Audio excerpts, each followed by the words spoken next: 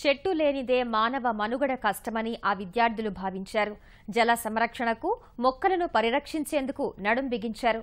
ప్రకృతి ప్రేమికులై వివిధ కార్యక్రమాల్లో భాగస్వాములవుతూ 10 మందికి ఆదర్శంగా నిలుస్తోన్న పశ్చిమ గోదావరి జిల్లా విద్యార్థులపై ప్రత్యేక కథనం.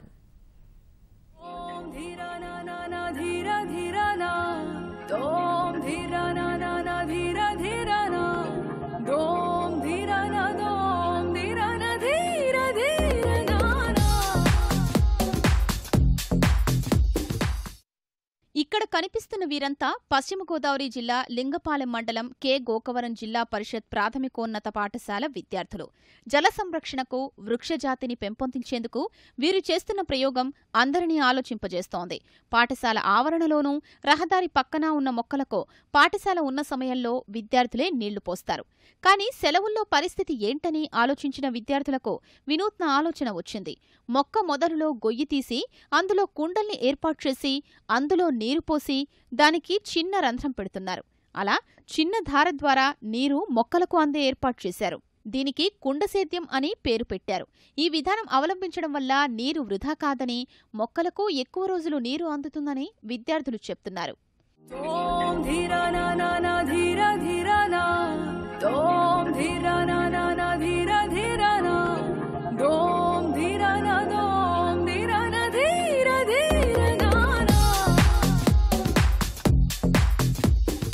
ప్రతిరోజు మొక్కలకు నీళ్ళు పోయాలంటే చాలా కష్టం అవుతుంది. అందుకే చెట్టు దగ్గర కొయ్యి తీసి అందులో కుండ పెట్టి అందులో నీళ్ళు పోసి దానికి చిన్న కన్నం చేసాము. దాని ద్వారా ఒక్కొక్క డ్రాప్ కారుతూ చెట్టుకు నీరు అందుతుంది. దానిలోని తేమ వల్ల వేసవికాలం చెట్టు బతుకుతుంది. నీటిని ఎలా కాపాడుకుంటామో చెట్టును కూడా అలాగే కాపాడుకోవాలి. వేసవికాలం సెలవులు వస్తున్నాయి కాబట్టి ఈ పద్ధతి చేస్తున్నాము. సెలవులు రానప్పుడు మేమే నీళ్లు పోస్తున్నాము.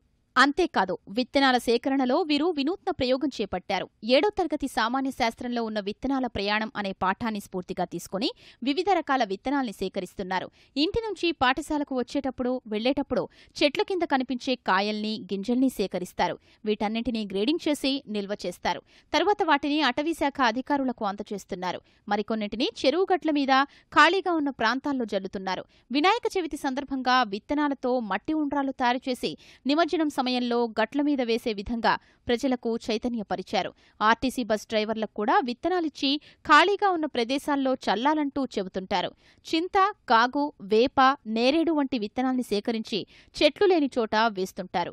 తాము చేస్తున్న ఈ కార్యక్రమం వల్ల ప్రజలకు ప్రకృతి పట్ల సానుకూల దృక్పథం ఏర్పడుతుందని చిన్నారులు పేర్కొంటున్నారు. ఊళ్ళో అన్ని చెట్ల దగ్గర విత్తనాలు సేకరించి ప్యాక్ చేసి ఫారెస్ట్ వాళ్ళకి ఇస్తే వాళ్ళు విత్తనాన్ని చల్లుకుంటా చేస్తారని, ఇందువలన మొక్కలు పెరిగి అడవులు ఎక్కువ అవుతాయి. మా మేడం గారు విత్తనాలు తీసుకురామన్నారు. తీసుకొచ్చినప్పుడు వాటిని గింజలు వేరు చేసి వానబెట్టి ప్యాక్ చేసి మేడం గారికి ఇచ్చాం. మేడం గారు ఎప్పుడైనా ఏలూరు బస్టాండ్కి వెళ్ళినప్పుడు కండక్టర్ గారికి ఇస్తానన్నారు.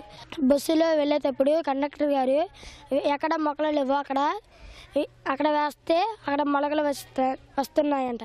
చిన్నారులే అయినా పర్యావరణాన్ని కాపాడేందుకు వీరు చేసే ప్రయత్నం అందరినీ అబ్బురపరుస్తోంది.